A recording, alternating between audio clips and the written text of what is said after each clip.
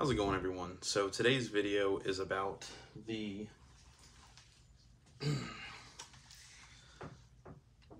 Solofish tactical light. It says it's 1,450 lumens for rifle, I guess shotgun, anything with a Picatinny rail. They also make this in like M-LOK. They also make one that has like a laser. And we're just going to kind of discuss this. Now, this is one that I purchased. This was not sent to me for review. So I did buy this with my own money. And yeah, so let's just kind of discuss it and see how it is. I'm going to compare it with footage from an Olight PL Mini that I had on a pistol. I didn't have really any higher end rifle lights to compare it to because rifles are kind of a new thing for me on this channel. I did have one light that I got, but it was one of those where the relaxing fish sleeping music for children had paused, so I had to go save the day. I've already refilmed this like 4 times, so I'm not gonna refilm this again. We're just gonna roll with it. All right, so the first time I filmed it, the reason I'm refilming it now is I didn't test it outside, and when I finally did test it outside, I recorded everything before I actually tested outside. I tested it inside, but not outside. Because I was just assuming the results. And I was wrong. I was pretty drastically wrong. So, anyway, let's get back into it. So, Solofish light, aluminum body, ambidextrous buttons. One click on is just on. Press and hold works, and then you can double tap and you get a strobe.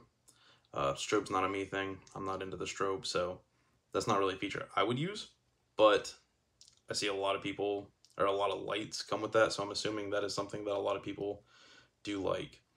The recharging port is a magnetic charger. I understand why these companies do magnetic chargers. It's so if you're charging and you need to pick up and go, it just comes off. I am not big on everything having proprietary cables. I wish that it was just USB-C. Everything just switched to USB-C and we just call it a day. That way I didn't have a drawer full of cables, plus then I'm having to sift through them and figure out which one goes to what. But I understand why they have it. Some people might really like that feature. That's why I have backup firearms.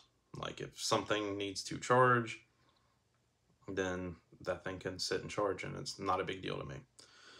So this one is a Picatinny model. They do have M-LOK models. I know most people are rolling over to the M-LOK thing just because it's slimmer on the hands, it's more comfortable.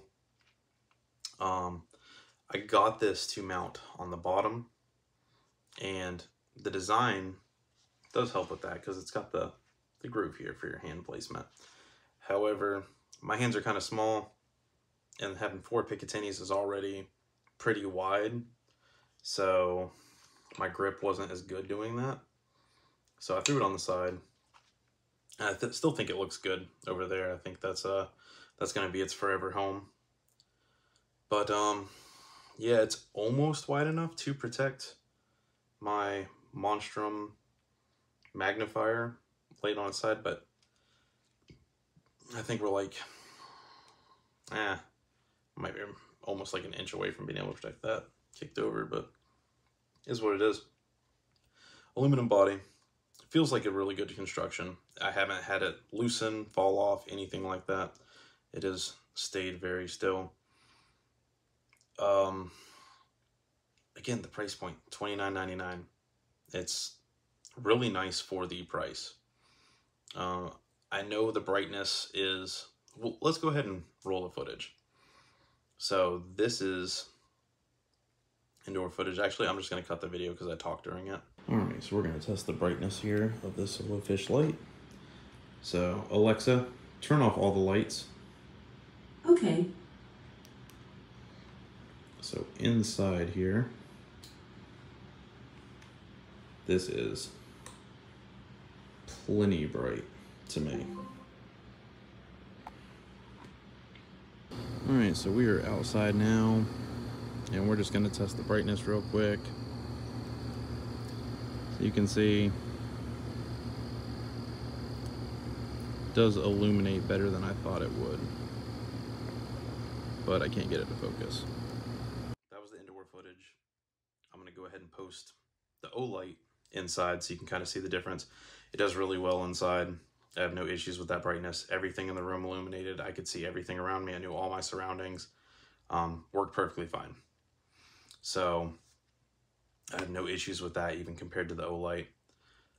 Given we're comparing to a pistol light, the O-light was phenomenal for its size because it does fit on a pistol.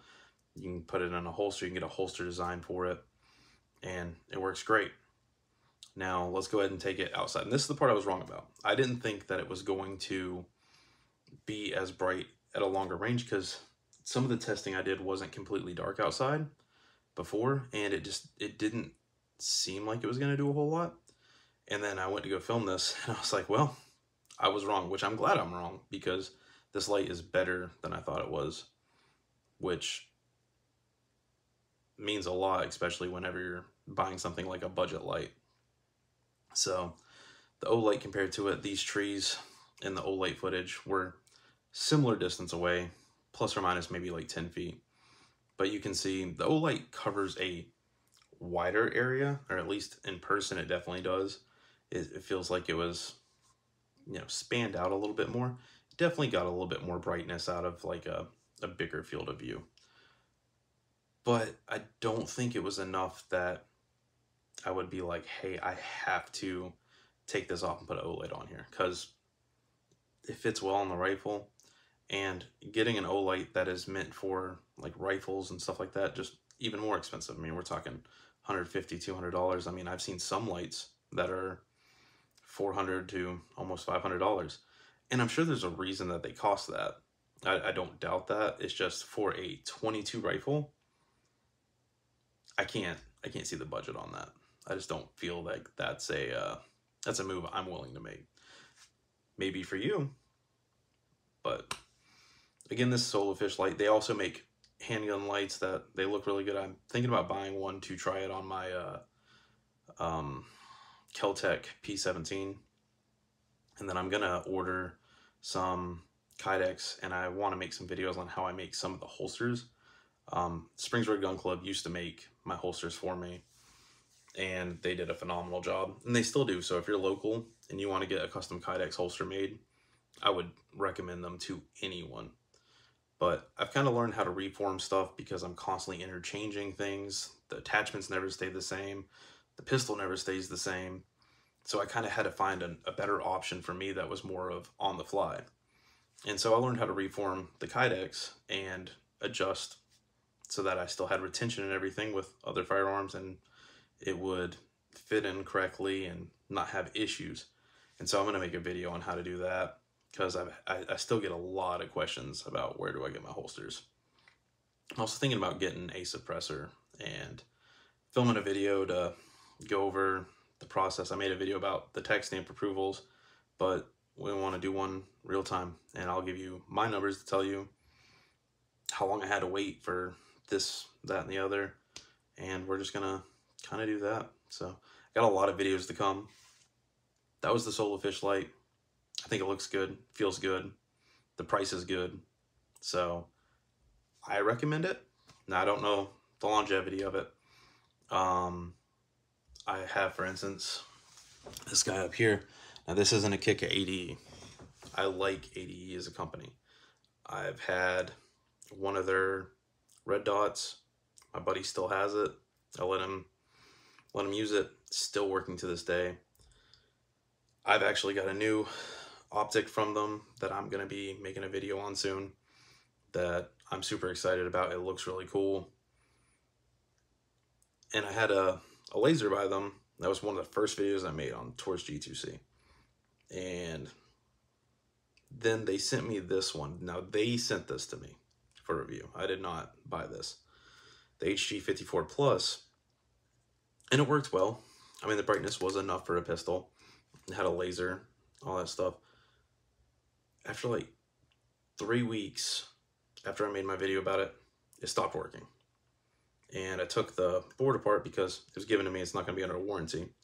and it looked like one of the connectors just disconnected. So something you got to keep in mind when you're buying these budget things. A lot of the other stuff, it comes with lifetime warranties, and I don't know the process with every company, but a lot of times you send it to them, you might wait a couple months, but you're gonna get it back, and then your investment, the purchase you made, was secured.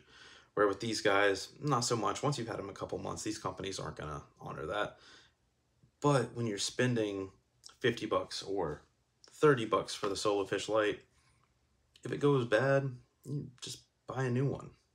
And if you really like the one that you got and you want to put it on multiple ones, you can buy more than one, and it's not like you're buying a $150 light times 2 or 3, because that adds up.